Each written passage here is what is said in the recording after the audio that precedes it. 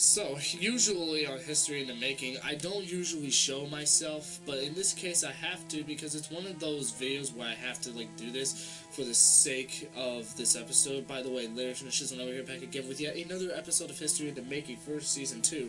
Previously, I've actually done a video where I talk about the development of the first X-Men movie, but now we're gonna go even back further.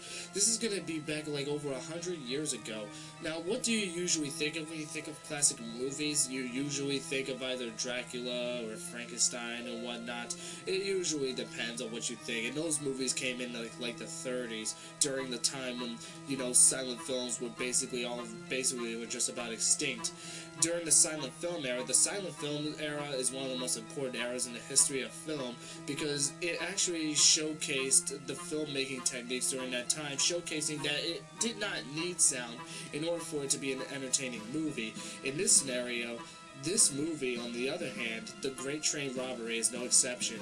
This movie was released all the way back in December of 1903, so the fact that a print of this movie actually still exists is insane, because usually movies like this are usually considered lost, but in this case, this movie actually managed to survive with only one known print that I'm fairly confident is available in the public domain. And without any further ado, let's talk a little bit about it, shall we?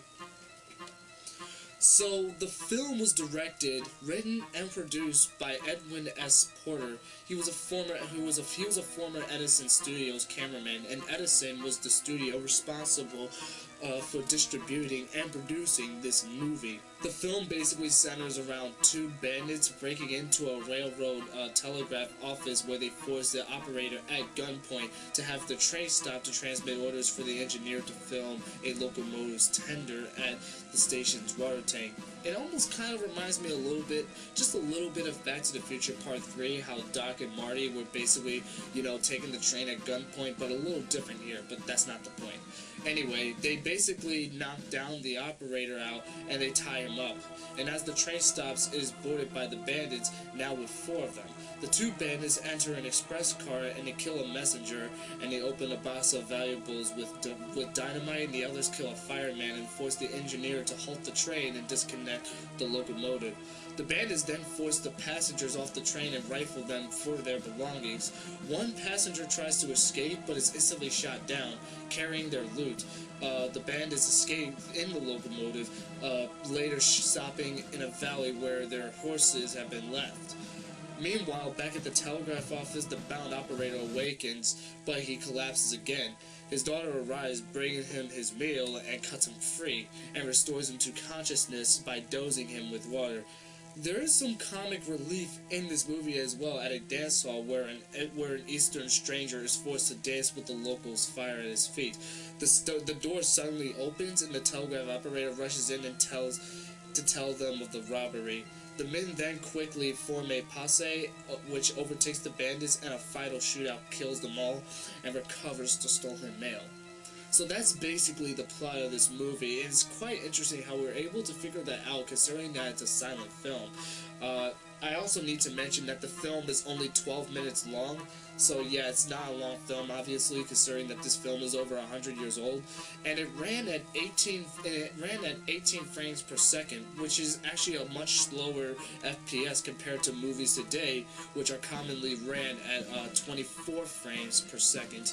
So it's quite interesting to see how this actually was. I also need to reference the final scene in the movie where actor Justice D. Barnes, who plays the leader of the outlaw band, in the final shot of the movie, he takes his gun and he fires a point-blank shot at the audience. Normally, you would probably think that, okay, well, this is a tame scene, right? Well, by today's standards, that is, but back in 1903, this was actually considered very shocking for the time because of the realism.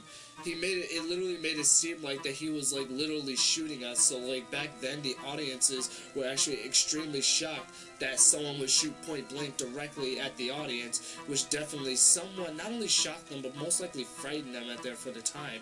So it was in this moment, and this is one of the most famous moments in movie history because it has been parodied countless times.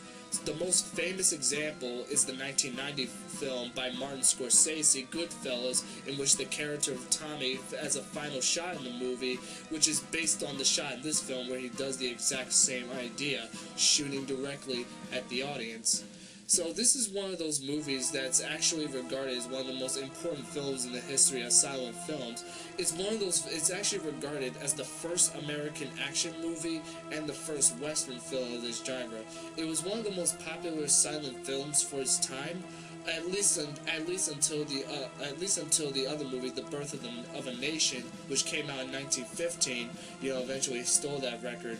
A film that was basically considered highly controversial for 1915, but we're not going to talk about that. The point is that this movie is regarded as one of the most important movies of all time, and it's also one of the few movies on Rotten Tomatoes that happens to have a 100% rating on Rotten Tomatoes, thus making it one of the most important silent films of all time. Not only in the silent era, but in film in general. The filmmaking techniques at the time were actually pretty impressive, and like I said, that final shot where he shoots point blank at the audience was actually a pretty great cinematic shot for its time, and a lot of the cinematography done in the movie was brilliant for 1903. Of course, by today's standards, it wouldn't look all that good, but for its time, it definitely looked good on the big screen.